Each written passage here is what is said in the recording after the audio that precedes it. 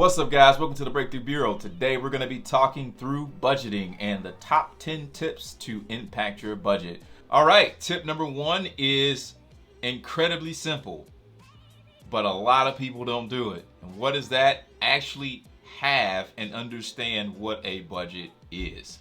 So what is a budget? I'm going to read a very specific definition of what it is, and then I'm going to give you my definition. A budget is an estimation of revenues and expenses over a specified future period of time, and is usually compiled and reevaluated on a periodic basis. That's one definition. The other definition is a budget is a plan for your money and making sure you're in the driver's seat and the money and the circumstances aren't driving you, is my definition. So think about it as a plan for your dollars before life starts trying to plan it for you. All right, most basic definition of a budget, but it's incredibly important to get an understanding of what a budget actually is. And that way you can actually start to understand why you should have one and how to go about creating one, which I'll talk about here in a moment. Couple things that I will say about having a budget. There's a couple different ways to do it. Obviously, you can write it out pen and paper. Some would argue that's inefficient. I think you can make it work just depending on, kind of your style. I use Excel spreadsheets, but there's also tools like mint.com that'll kind of track your spending for you, so you can start to see what do you typically spend every month, and then also creating a budget, which they actually have that within the tool.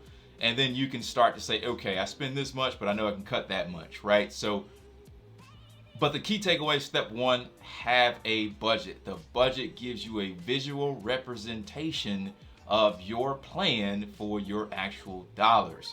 So with that being said, tip one, have a budget, and now we'll move to tip number two. And this one was incredibly powerful the first time that I heard it, and I remember thinking, wow, that's like the perfect concept for me to understand and just to really think about and hone in on how I'm spending my money and why I should spend it a lot more strategically.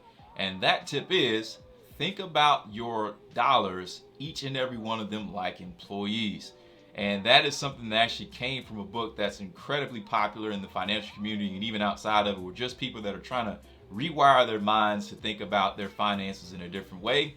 Rich Dad, Poor Dad. I wanted to make sure I grabbed that book and showcased it. I held on to it and still hold on to this day. It's a little outdated, so some of the stuff in there doesn't really apply in terms of some of the prices and some other pieces of information. But ultimately, it's a very, very powerful book, and it's a very, very powerful piece or kind of mental strategy to kind of keep in the back of your head every time you spend a dollar or you allocate a dollar in your budget. Because if you've got a dollar that can return $3 or $4 or $15, and a avenue that'll allow you to do that, as opposed to, say, going out to buy drinks or going out to a nightclub. Not that there's anything wrong with that. I've done it and probably will do it here and there if the situation presents itself. But you start to really think about, well, why am I actually going to put those dollars over here if I can get a much higher return over here?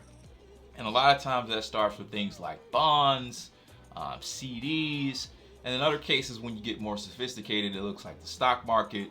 When you have a little bit more tolerance for risk, it's cryptocurrencies and some of these other things. But the key here is to really think about your dollars like employees, and are you putting those dollars in a position to work as hard as they possibly can, so you don't have to work as hard as you would if it was just you.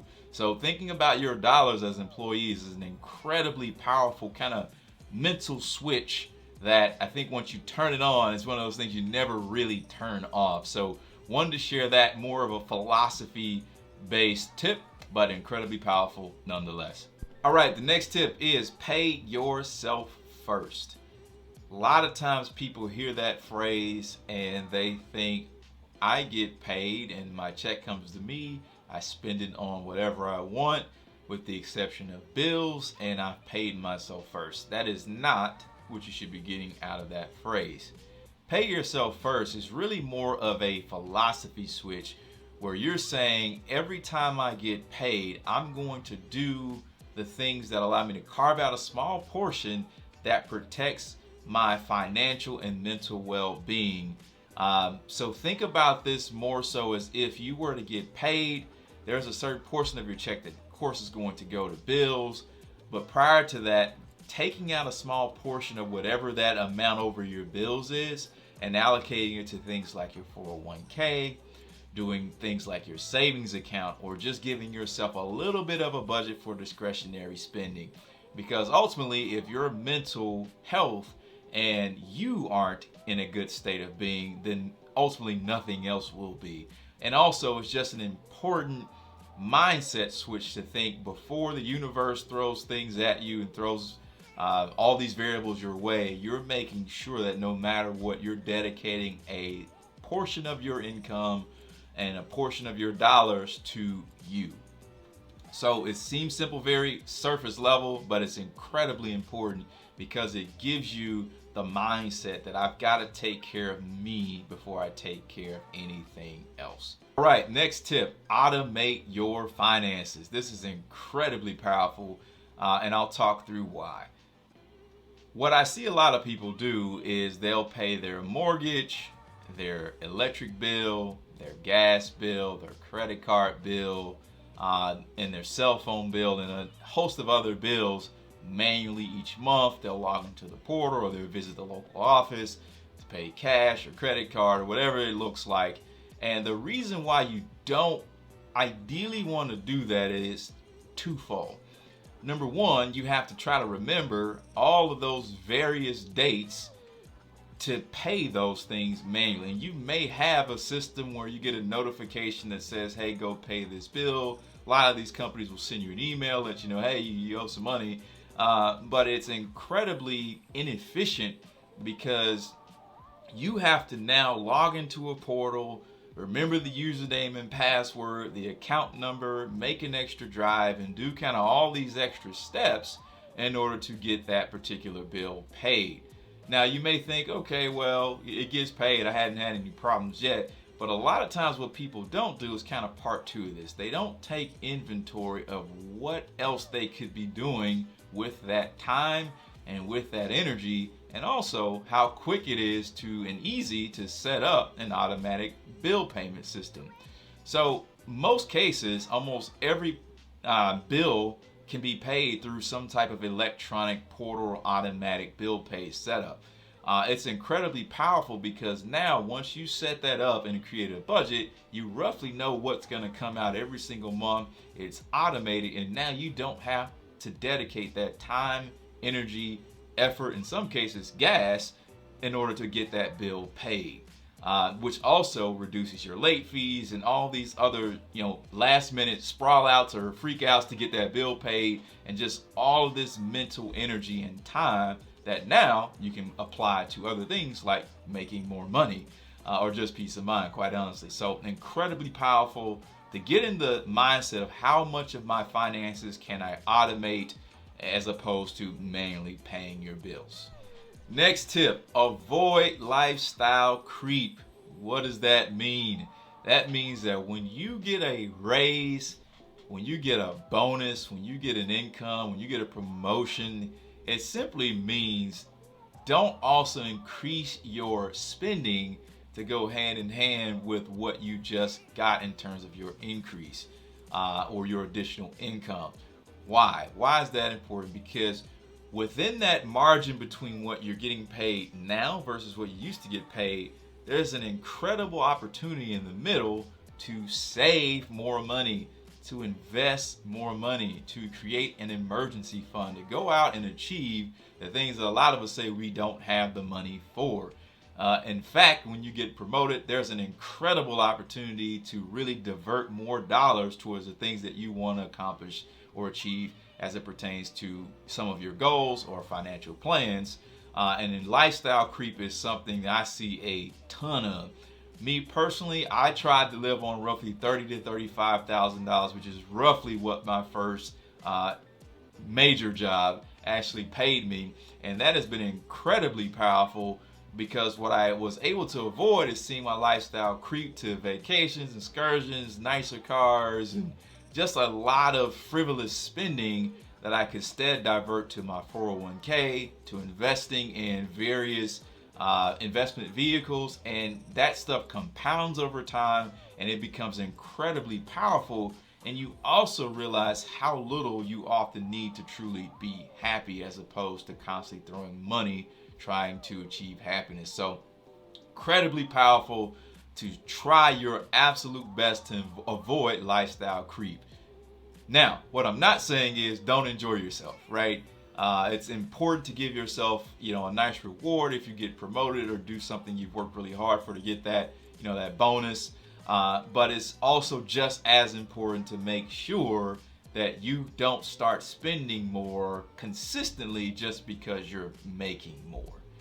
Again, incredibly powerful, and we'll move on to the next tip.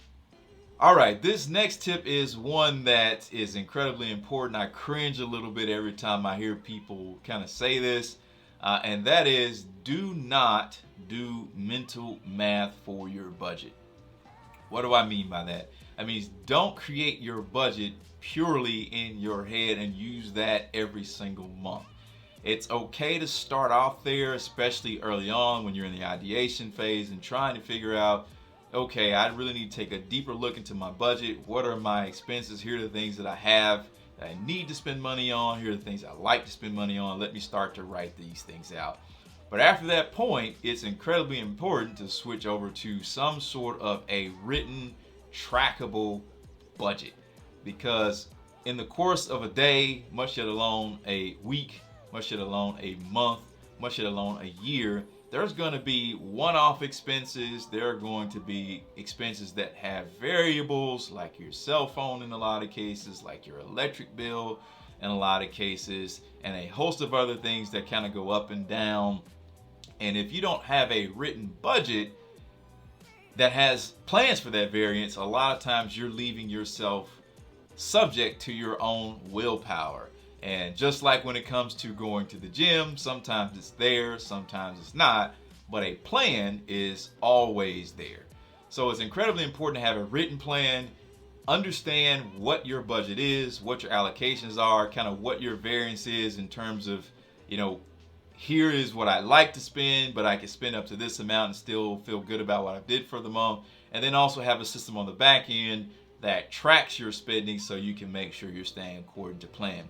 Trying to do all of that in your head is incredibly taxing, inefficient, and just leaves you again subject to your whims and whatever else happens that you're not calculating. So strongly suggest do not do mental math for your budget. Next tip, set up an emergency fund. There is nothing worse than having your budget planned out and doing things in life, and then life smacks you with an emergency or something you're not planning for. Think about when your car breaks down, your water heater busts in your home, just random stuff that life says, hey, no, you got a budget and all that, but we're going to take all of that. We're going to take everything you've allocated, that $1,000 or $1,500 you allocated for this month. I need all that right now. So in order to plan for that type of stuff, because it's not a matter of if, it's a matter of when it's going to happen to you. It happens to all of us. So super important to set up an emergency fund. A lot of times I see, recommend starting with set up a month worth of expenses for your emergency fund, then try to build that up to 3, and try to build that up to 6, and then try to build that up to at least a year if you really want to get aggressive and just plan for just worst of the worst scenarios. So very short and sweet there. Have an emergency fund, start to plan that out and get it in, because life just happens. Next tip, plan for variables. One of the things a lot of people go wrong with, I've done this before in the past, is to create a budget and say, my cell phone bill is going to be $60. My gas bill is going to be $100. My haircuts are going to be, $100 a month. And then life will be great because I'll save this amount at the end of the month. Obviously, when you say it out loud, you know that that's usually not how life works. There's always going to be some variance and some room for that bill to go up. And a lot of cases, well, maybe not a lot of cases, but some cases for it to actually come down. So you actually want to plan for that. What I like to do is plan for kind of the high side, the worst case scenario, and budget accordingly. But throughout the course of that month, I'm trying to make sure that I stay on the lower side. But again, things happen. So biggest tip here is plan for that variance so you don't have an unexpected deficit at the end of the month for your budget, no matter what really happens, because you've already planned for it ahead. All right, this next tip is what likely brought you to this video, whether it be consciously understanding it or just knowing somewhere in your core that there was time for a change, and that is to deliberately increase your financial literacy. A lot of times people will wait for it to be cool socially. A lot of times people will wait for emergencies, or they'll wait for some catastrophic situation, or until they're much older to start to say, I'm going to deliberately educate myself on how I can better my financial understanding, whether it be on the terms, whether it be on my emotional triggers, or whether it be on things like stocks and bonds and cryptocurrency, real estate, or whatever it looks like. But it is incredibly important to make a conscious choice that says, I am going to dedicate myself to improving, even when it gets uncomfortable, even when it's not necessarily cool in the circles that I run in or widely talked about, because ultimately that is going to have a massive impact on your ability to not only control your finances and financial future, but also there's an internal growth that happens there as well, because again, you understand your triggers, you understand the way you got into your current position, and also you start to get a glimpse in the way you can get to your future and ideal position financially. So again, make a conscious choice to always be seeking to increase your financial literacy, and the effects of that will be incredibly powerful. All right, this is the last tip, or kind of set of tips to wrap up, this video about budgeting, and it's actually two-part. Part one, set goals. The other half of this is track your progress. It is incredibly important to do both of these things, and I'll dive into a little bit about why. How often would you hop in your car and go in a random direction without knowing exactly where your actual end destination is? More than likely, you hear that question and say, never. How often times would you run a race without knowing where the finish line or the checkpoint is? Probably the same answer. So when you don't set some sort of a goal, and this applies to multiple areas in life, but for the sake of this video, your finances, that's essentially what you're doing. If you're not setting some type of a goalpost or something that you can drive towards, you're effectively flying blind, or without something that you can kind of set your sights on and go after. And as it pertains to tracking your budget, it's just as important, because with tracking, you can see how close you're getting to the finish line. You can go back and reassess areas of your budget that may need some tweaking. Maybe you set it too high, maybe you set it too low, or maybe it's just something that you need to tweak altogether, or maybe there's something you left out your budget that you need to go back and add in. So it gives you an opportunity to assess your progress to the goal, but it also gives you an opportunity to assess the overall plan to make sure it's actually setting you up to get to the finish line that you have in mind. So incredibly important to track your progress and set goals, because ultimately that gives you that extra little bit of emotional fuel and kind of progress monitoring that allows you to get to where you're looking to get to. Hope you guys enjoyed this video. Like, comment, subscribe. Hope this has helped create a budgetary or financial breakthrough for you guys. Thanks for the support, and I'll see you guys next time. Peace.